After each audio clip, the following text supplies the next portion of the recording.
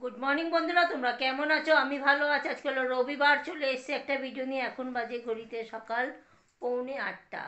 পৌনে 8টা না, 8টা বাজে।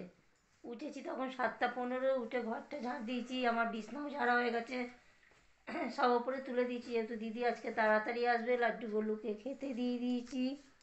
এই যে বসে আছে, আর ইনি যাচ্ছে এখন বাজারে। আর বাইরে না আকাশের অবস্থা খুবই খারাপ, মনে হচ্ছে বৃষ্টি হবে। আর একটাও জামা কাপড় শুকাচ্ছে না, আমাকে সব ঘরে দিতে হবে। দেখছো, লাইট জ্বালাতে হচ্ছে, মানে এতটাই অন্ধকার যে বারান্দা আমাকে লাইট জ্বালাতে হচ্ছে। এত জামা কাপড়, লাড্ডুদের কত জামা কাপড়, দেখো কি অবস্থা, মানে কিচ্ছু শুকাচ্ছে না। তাড়াতাড়ি করে চান করতে হবে, পুজোর জোগাড় করতে হবে, অনেক কাজ রয়েছে। পুরো অন্ধকার, মনে হচ্ছে সবে ভোর হচ্ছে, মানে এরকম ব্যাপার।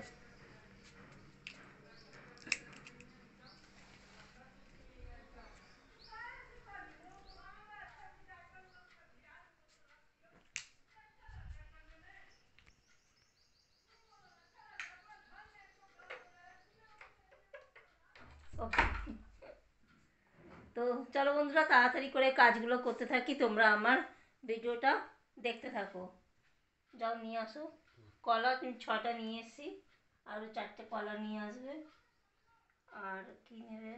শশা নেবে, 1 কিলো আলু নেবে, আদা নেবে। তো লিখে নাও, উনি না লিখলে উনি আনতে পারবে না, সব ভুলে যাবে, সব ঘেটে করে দেবে। এখন বাজে ঘড়িতে 11টা 20। লাড্ডুগুলো চান হয়ে গেছে, এবার ওদেরকে রেডি করে দিচ্ছি, নতুন জামা কাপড় পরিয়ে দেবো, গয়নাগাটি পরিয়ে দেবো। দিদিকে আজকে তাড়াতাড়ি ডেকেছিলাম, দিদি আজকে তাড়াতাড়ি কাজ করে দিয়ে চলে গেছে। আর রান্নার সেরকম ঝামেলা নেই, মেয়ে খাবে জায়েদের ঘরে, বর আর শাশুড়ির জন্য শুধু রান্না করেছি। রান্না বলতে ভাত ডাল ছিল, শুধু বেগুন ভাজা আর পাঁপড় ভাজা করে দিচ্ছি ওদের দুজনকে। আর আমি উপোস আছি, আমি সেরকম কিছু খাবো না। দেখি যদি যা পোলাও আর আলুরদম করেছে, ও বলেছে আমাকে একটু দিয়ে দেবে, সেটাই খেয়ে নেবো পুজো করে।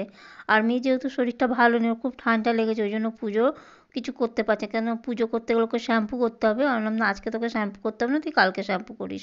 বর একটু হাতাহাতি করে দিচ্ছে, যেখানে সরস্বতী ঠাকুর বসাবো সেখানটা টুল পেতে দিয়েছে কাপড় লাগিয়ে, আর একটু লাইট লাগিয়ে দিয়েছে। গুড আফটারনুন বন্ধুরা, এখন বাজে ঘড়িতে পৌনে 1টা। অনেকক্ষণ আগেই আমার চান হয়ে গেছে। আর এই যে আমি শাড়ি পরেছি, এমনকি আমার লাড্ডু গোলুরও চান হয়ে গেছে, ওদেরকে আমি সাজুগুজু করিয়ে দিয়েছি। চলো তোমাদেরকে আমি একটু দেখিয়ে দিই। এই যে আমার লাড্ডুগুলো সাজুগুজু হয়ে গেছে, এই দেখো হলুদ জামা পরেছে, আজকে সবই নতুন পরিয়েছি ওদেরকে। আর এই আসনটাও নতুন। কীরকম লাগছে তোমরা কিন্তু অতি অবশ্যই কমেন্ট করে জানিও যে আমার গোলুকে কীরকম লাগছে আর লাড্ডুকে কীরকম লাগছে। ওইদিকে আমার ঠাকুরকে ফুল দিয়ে সাজানো হয়ে গেছে, সরস্বতী মাকে বসানো হয়ে গেছে, এবার আমি ফলগুলো কেটে দিচ্ছি। আমি ছুরি দিয়ে না খুব একটা কাটতে পারি না, যেহেতু ঠাকুরের বটিটা আমার ভেঙে গেছে, ওই জন্য আমাকে ছুরি দিয়ে কাটতে হচ্ছে। বরকে বললাম তুমি আখ আর তরমুজটা কেটে দিও, কেন আখ তরমুজ না ছুরি দিয়ে কাটা যাবে না, যদি হাতে লেগে যায়। বাদ বাকিগুলো আমি কেটে নেবো। ওইদিকে ফল কাটা হয়ে গেছে, ঠাকুরকে দেওয়াও হয়ে গেছে। এবার আমার পুজোও আমি শুরু করে দিয়েছি, প্রায় শেষের দিকে পুজো। ওইদিকে সরস্বতী মাকে বসিয়ে দিয়েছি, এদিকে আরতি করছি আমি।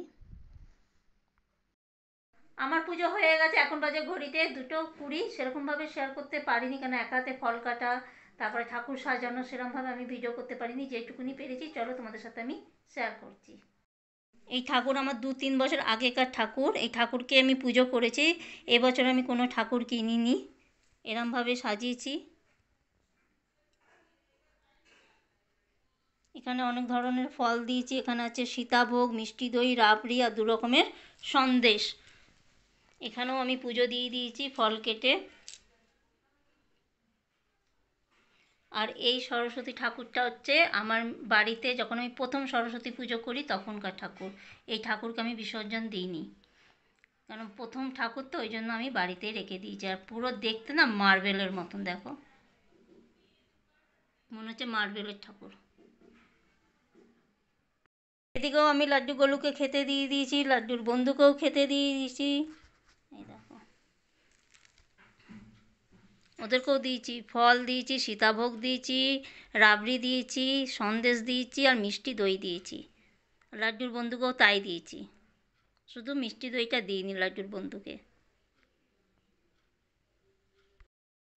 গুড ইভিনিং বন্ধুরা, এখন বাজে ঘড়িতে 5টা 10। দুপুরবেলা একটু পোলাও, আলুর দম আর ছোলার ডাল খেয়েছি, যা করেছিল নিরামিষই, ওই একটু দিয়েছিল ওইটাই খেয়েছি। খেয়ে 10 মিনিট শুয়েছি, শুয়ে তারপরে উঠে পড়েছি। উঠে মুখ হাত পা ধুয়ে চলে এলাম রান্নাঘরে। গ্যাসটাকে আমি গঙ্গা জল দিয়ে ভালো করে ধুয়ে মুছে নিয়েছি। এবার আমি ভোগ রান্না শুরু করবো, কারণ এখন থেকে যদি রান্না শুরু না করি না তাহলে অনেকটা রাত হয়ে যাবে। পায়েস করব আর পনির করব আর কচুরি করব, ছোলার ডালের কচুরি করব। ছোলার ডালের পুর করতে না ওইটাই অনেকটা সময় লেগে যায়। তো ভেবেছিলাম আলুর দম করব, কিন্তু যেহেতু আলুর দম করেছে ওই জন্য আলুর দম করবো না, পনিরের মধ্যে দুটো আলু কেটে দিয়ে দেবো, এটাই লাড্ডুগুলো হয়ে যাবে। এখানে আমি ছোলার ডাল সেদ্ধ বসিয়ে দিচ্ছি, আর নিচে না একটা আসন পেতে নিয়েছি, যেহেতু ভোগ রান্না করার সময় চটি পড়তে নেই, আর মেঝেটা খুবই ঠান্ডা, ওই জন্য আসনের উপরে দাঁড়িয়ে করব। পায়েসের জন্য এবার আমি দুধটা জাল দিয়ে নেব। 1 প্যাকেট দুধ আছে, এখানে 500 গ্রাম দুধ আছে, কোনো বেশি করবো না, অল্প একটুই করব। আলু পনিরের তরকারি করব বলে এখানে আমি কিছু মশলা নিয়ে নিয়েছি। চলো কী নিয়েছি তোমাদেরকে দেখিয়ে দিই। এখানে আছে আদা, চালমগজ, কাজু আর কিশমিশ। আর পাশের বাড়িতে যেহেতু সরস্বতী পুজো হচ্ছে, একটু গান বাজছে বলে আমি এখানে ভয়েসটা দিতে হলো। আর এই মশলাগুলো আমি একটুখানি ভালো করে ধুয়ে 5 থেকে 10 মিনিট আমি ভিজিয়ে রেখে দেবো। কড়াইয়ের মধ্যে আমি তেল দিয়ে দিয়েছি, তেলটা ভালো মতন গরম হয়ে আসলে নুন আর হলুদ দিয়ে আলুটাকে আমি একটু ভেজে নেবো। এখানেও পনিরকে আমি নুন আর হলুদ মাখিয়ে রেখে দিয়েছি, পনিরটাকেও আমি ভেজে নেবো।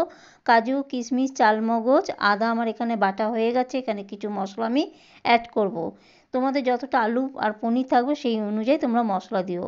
এখানে আছে 1/2 চামচ হলুদ, 5 থেকে 6 চামচ আছে জিরে গুঁড়ো, আর এখানে আছে 1 চামচ কাশ্মীরি লঙ্কার গুঁড়ো আর 1/2 চামচ আছে লঙ্কার গুঁড়ো। যেহেতু আমি শুকনো লঙ্কা দেবো ওই জন্য লঙ্কার গুঁড়োটা আমি কম দিচ্ছি। আর দিয়ে দেবো নুন। এখানে কড়ার মধ্যে আমি তেল দিয়ে দিচ্ছি, তেলটা দিয়ে গোটা জিরে আর শুকনো লঙ্কা আমি ফোড়ন দিয়ে দেবো। এবার যখন জিরেটা একটু লালচে লালচে হয়ে যাবে তখন আমি মশলাটাও দিয়ে দেবো। আর দিয়ে দেবো একটা তেজপাতা, যেহেতু আমি তেজপাতা না ধুয়ে দিই ওই জন্য তেজপাতাটা আমি লাস্টে দিই। এবার বাটির মধ্যে যে মশলাটা লেগে থাকবে ওটাও আমি জল দিয়ে ভালো করে ধুয়ে আমি দিয়ে দেবো, দিয়ে ভালো করে আমি কষিয়ে নেবো। আমার মশলা কষানো হয়ে গেছে, এবার আমি ভাজা আলুগুলোকে দিয়ে আমি ভালো করে 2 থেকে 1 মিনিট আরও কষিয়ে নেব। এরপরে আমি দিয়ে দেবো টমেটো সস। তোমরা যদি এরকমভাবে নিরামিষ আলু পনির তরকারি করো, মানে কাঁচা টমেটো দেবে না, টমেটো সস দেবে, তাহলে খেতে ভালো লাগে। টমেটো সসটা দিলে খেতে ভালো লাগবে। টমেটো সস দিয়ে আমি ভালো করে মিশিয়ে নেবো। এরপর আমি জল দিয়ে দেবো, জল দিয়ে আমি ঢাকা চাপা দিয়ে দেবো আলু যতক্ষণ সেদ্ধ না হচ্ছে। দেখো আমার আলু সেদ্ধ হয়ে গেছে, তোমাদেরকে আমি একটা ভেঙে দেখিয়ে দিচ্ছি। এই দেখো আমার আলু সেদ্ধ হয়ে গেছে। এরপরে আমি দিয়ে দেবো ধনেপাতা কুচি। ধনেপাতা কুচি দিয়ে ভালো করে আমাকে মিশিয়ে নিতে হবে, 1 মিনিট মতন ধরে মিশিয়ে নিতে হবে। দেখো আমার ধনেপাতা ভালো মতন মিশে গেছে। এরপরে আমি পনিরগুলো দিয়ে দেবো, ভাজা পনির দিয়ে 1 থেকে 2 মিনিট হালকা আঁচে আমি ফুটতে দেবো। কেন যদি আমি বেশি ফোটাই না তাহলে পনির শক্ত হয়ে যাবে, খেতে ভালো লাগবে না। ওই জন্য আর ঢাকা চাপা দেবো না, হালকা আঁচে পনিরটা দিয়ে 1 থেকে 2 মিনিট আমি ফুটতে দেবো। দেখো 1 থেকে 2 মিনিট আমার হয়ে গেছে। এবার ঘি গরম মশলা দিয়ে আমি নামিয়ে নেবো, একটু গাঢ় গাঢ়ই নামাবো। নিরামিষ ছোলার ডালের কচুরি করবো বলে ছোলার ডালটাকে আমি প্রেসার কুকারে সেদ্ধ করে নিয়েছি। তারপর ঠান্ডা হয়ে গেলে মিক্সারে আদা আর কাঁচা লঙ্কা দিয়ে মিহি করে পেস্ট করে নিয়েছি। কড়ার মধ্যে দিয়ে দিলাম সাদা তেল। তেলটা ভালো মতন গরম হয়ে আসলে দিয়ে দেবো সাদা জিরে আর হিং ফোড়ন। যখন ফোড়ন থেকে ভালো মতন গন্ধ বেরোবে তখন আমি ডাল বাটাটা দিয়ে দেবো। তারপরে আমি দিয়ে দেবো স্বাদ অনুযায়ী নুন আর চিনি দিয়ে ভালো করে মেশাতে হবে, আর অনবরত নাড়তে হবে যাতে তলায় লেগে না যায়। এখানে আমি শুকনো খোলায় জিরের গুঁড়ো আর একটা শুকনো লঙ্কা আমি ভেজে নিয়েছি। অতটা জিরে গুঁড়ো লাগবে না, অর্ধেকটা লাগবে। আর এখানে আমার পায়েস হয়ে গেছে, নতুন পাটালি গুড় দিয়ে করেছি আর কাজু কিশমিশ দিয়ে করেছি। কালারটা কিন্তু খুব দারুণ এসছে। এখানে আমার ডাল ভাজা হয়ে গেছে। ডাল যখন ভাজা হয়ে গেছে নামানোর আগে আমি দিয়ে দিচ্ছি শুকনো খোলায় যে জিরের গুঁড়ো আর শুকনো লঙ্কা ভেজে নিয়েছিলাম ওইটা দিয়ে দিচ্ছি, আর ধনেপাতা কুচি দিয়ে দিচ্ছি। এখানে আমার আটা মাখাও হয়ে গেছে। এখন বাজে রাত্রি 9টা। এই যে সরস্বতী মাকে আমি একটা সন্দেশ আর জল দিয়ে দিয়েছি খেতে। সন্ধেবেলাও দিয়েছিলাম সন্দেশ আর জল, সেটা আর তোমাদের সাথে আমি আর শেয়ার করতে পারিনি। এবার চলো লাড্ডুগুলোকে আমি খেতে দিয়ে দিয়েছি, তোমাদেরকে দেখিয়ে দিই। এই যে লাড্ডুগুলোকে আমি খেতে দিয়ে দিয়েছি, লাড্ডুর বন্ধুকেও খেতে দিয়েছি। এখানে আছে ছোলার ডালের কচুরি, পায়েস আর আলুর দম পনির দিয়ে করেছি, আর এখানে একটা মিষ্টি। তো চলো খাইয়ে দিই লাড্ডুগুলোকে একটু।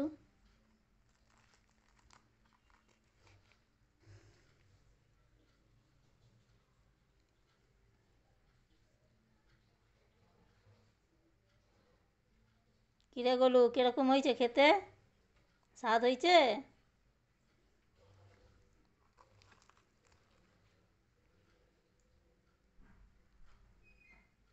এনে লাড্ডু, কিরকম হয়েছে খেতে বল।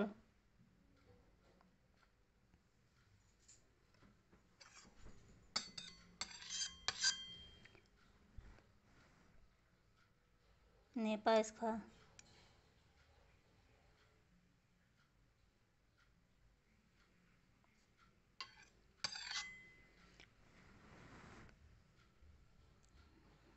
নে গলু, এই লাড্ডু তুইও খা।